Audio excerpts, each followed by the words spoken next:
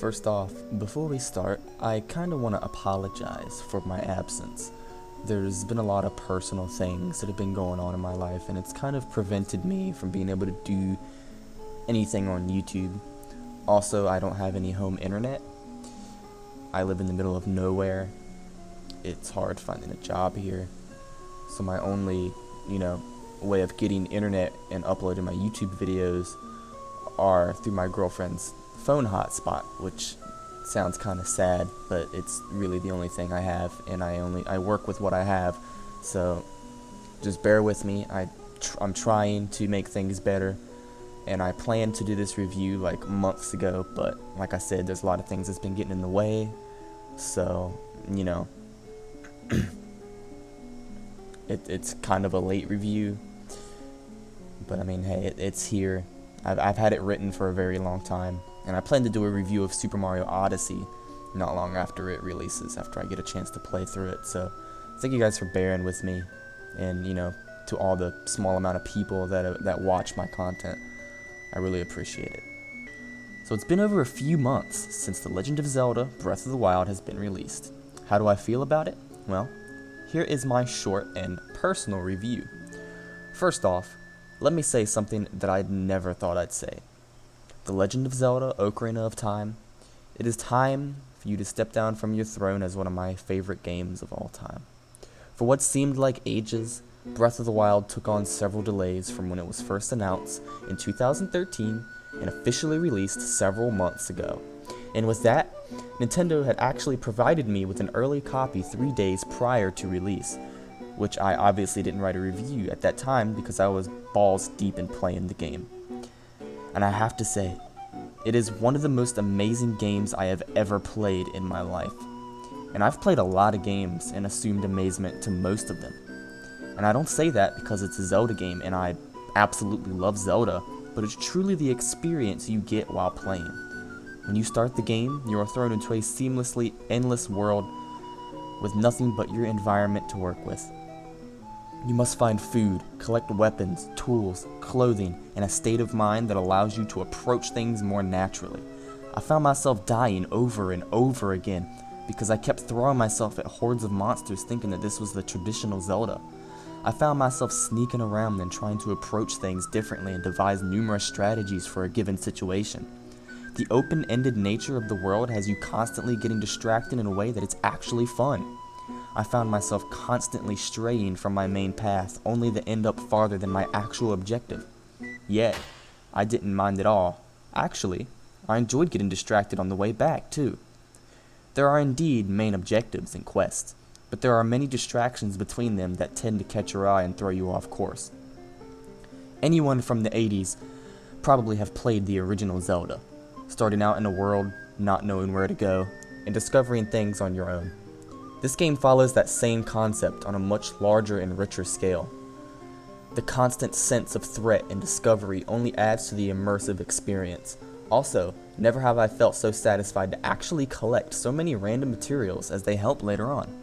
In this game, you can't just cut grass to find hearts or rupees. You have to hunt, mine, blow stuff up, and sell things in order to suffice in such a large and living world. Nothing is freely handed to you, unless it's some arrows in a random chest, that is.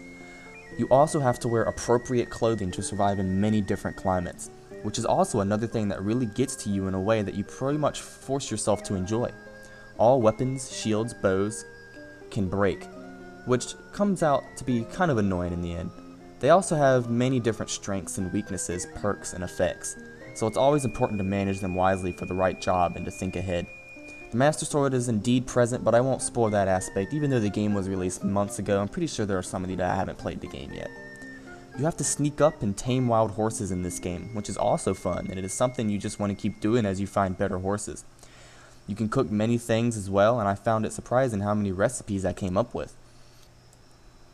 It's a really complex system, and cooking different things could have many different effects, like extra attack power, faster speed, and quieter movements. The music is another thing of beauty, as the soundtrack mostly consists of calm piano strokes and tend to speed up and slow down depending on the speed you are moving in the state of the environment. Some people tend to down the soundtrack, but this is my personal opinion. You can also climb up the sides of just about anything, except when it's raining and the walls become slippery, which seems to happen at the worst possible times. Sometimes I feel like the game just knows exactly when you're climbing and it just decides to start raining. Climbing is a huge part of exploring, and that's where stamina comes in. You can't just freely climb a mountain infinitely. You need to manage your stamina, otherwise you'll fall off and most likely die, either a frustrating or hilarious death. The story in the game, in my opinion, is fantastic for a Zelda game, leaving you to explore the world and uncover it however you want. And I also found so many references to past Zelda games that this game has a new yet nostalgic feel to it. Some of those scenes are even so emotional that I almost cried, and I never do. Taking into account that the story can be done in any order, at the beginning of the game, you are provided with 4 special abilities called runes. They replace the traditional Zelda items and work pretty well. They consist of Magnesis, Stasis, Cryonis, and Bombs. Magnesis allows you to move and manipulate metal objects. Stasis allows you to temporarily freeze many objects in time, even allowing you to hit them while they are frozen and build up kinetic energy and then let it all release at once. Cryonis allows you to create pillars of ice on water, and the bombs come in 2 forms, a round bomb and a square bomb, in which both will have strategic uses at some point. They are also infinite, and you can detonate them remotely. These abilities play major parts in the game's puzzles, in which can be solved in many ways, not just one.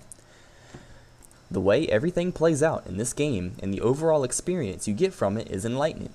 You also don't collect pieces of heart anymore, but rather complete shrines, aka mini dungeons scattered across the world, and collect spirit orbs from them. Similar to past Zelda games, 4 pieces of heart is 1 heart container. In this case, 4 spirit orbs can either be used to make 1 heart container or a stamina vessel, which will increase your maximum stamina. The game has 4 main dungeons. Obviously, that isn't a high number, but Majora's Mask also only had 4 dungeons.